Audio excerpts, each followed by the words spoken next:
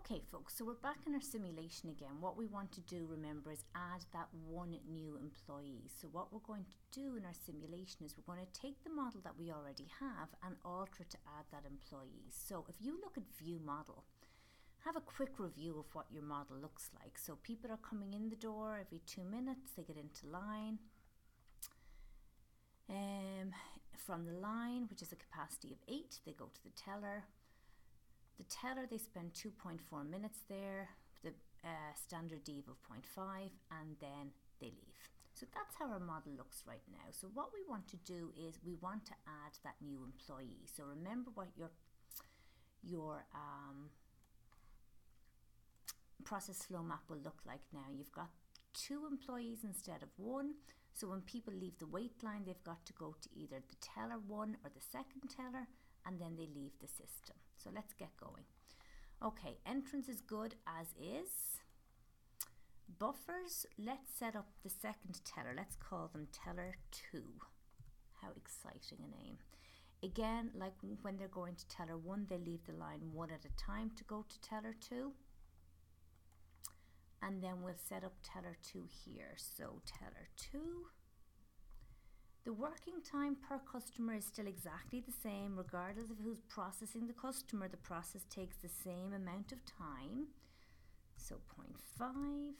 And from teller 2 they go to served customers. And they leave the tellers 1 at a time. So what's going to happen here is the way the simulation will do it is it will mimic reality. People will leave the line on the basis of whomever is available at any point in time. So if the first teller is available, the simulation will automatically send them to the first teller. If the second teller is available, they will automatically send the person to the second teller. So it's a first come, first serve basis in terms of a wait line. So now that we have got that set up, we are ready to go. We can just run the sim. So this time round, let's run a few more simulations. Let's run 200.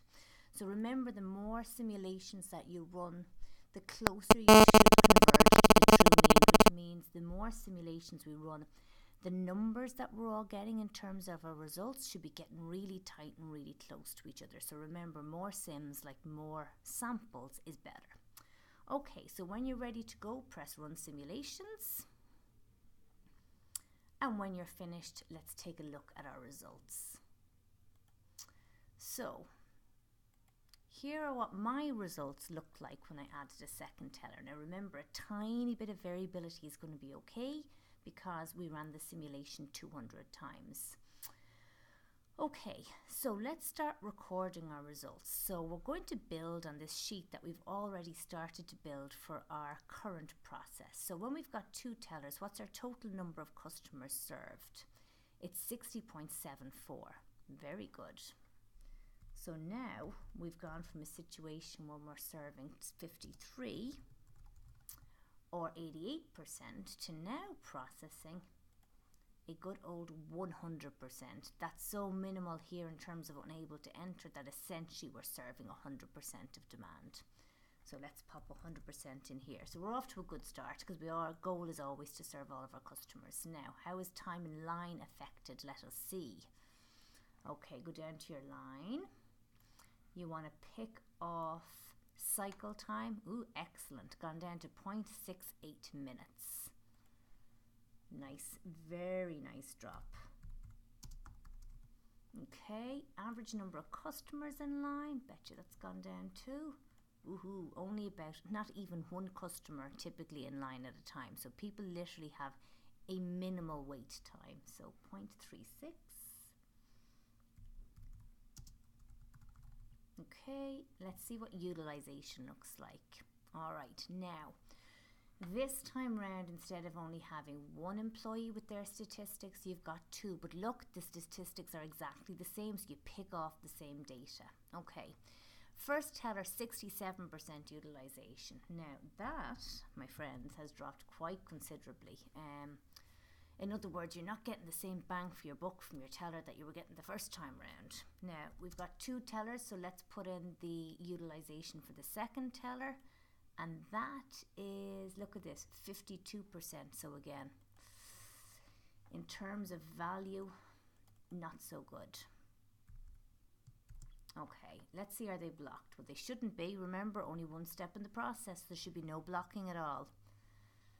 And indeed there's not. And in correlation, there is no extra time for the customers at the tellers. So let's pop that information in. So we've got 0 blocking for both. Oops. Okay. Extra wait time is going to be 0 minutes for teller 1, 0 minutes at teller 2. Now, lack of work, yes indeed. So first person is working 67%, blocked 0% of the time, so we have got 33% of the time standing around having a chat. Second person only working 52% of the time, so that means we have got 48% again standing around having a chat. Now, arguably, if you had some extra work for those people to do while they're sitting with no customers at the bank, that would be a good thing, because that would be filling some of that idle time. Throughput rate for the process, let me see, go down to your serve customers, pick off your final inventory, 59.23. Okay. Excellent. Now notice the amount of people able to enter the process and the amount of people coming out the other side during the time period.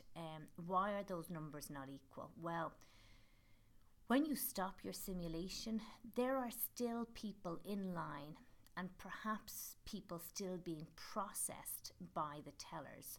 So as a result, for those people that are still in the system, in fact, if you go to the results page, if you ever look at final inventory in the line, so this was for our current system, there are still just over 5 people still in line. So when you look at the difference between 53 entered, 47 left, approximately 5 are still in line. So those numbers for the specific time period won't always match up because there's still some people in the system.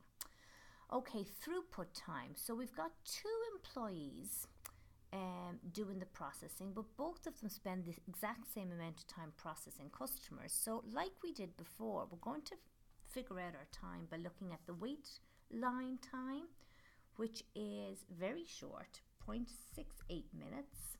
The processing time is 2.4 minutes, and we've got no extra time in line. So that's 3.08 minutes total. Okay, so a very, very significant improvement from a customer satisfaction perspective. Where I would be a little bit concerned would be up here. This idea of getting such a low utilization rate for my tellers would really bother me. As I said, if I had a lot of other paper and admin work for them to do, it wouldn't be so bad. But I would really want to kind of question whether that productivity level is something that I can work with.